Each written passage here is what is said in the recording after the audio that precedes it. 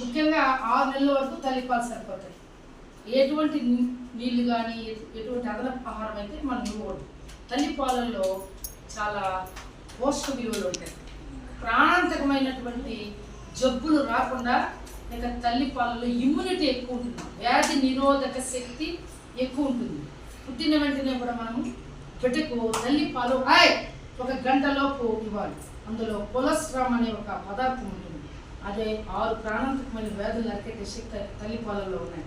అందుకే మనం పుట్టిన వెంటనే గంటలోపు తల్లిపాలు ఇవ్వాలని చెప్పి మనం చెప్తా ఉంటాం. చాలామంది మూఢనమ్మకాలతో తల్లిపాలు ఇవ్వకూడదు, పిండి దీనికి పోసేయాలి, గోడకు పోసేయాలా అని రకరకాలుగా మూఢనమ్మకాలతో మన పెద్దలు చెప్తూ ఉంటారు.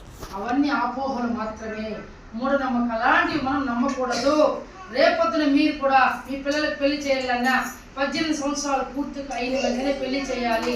అంత లోపల ఎవరు పెళ్లి చేయకూడదు.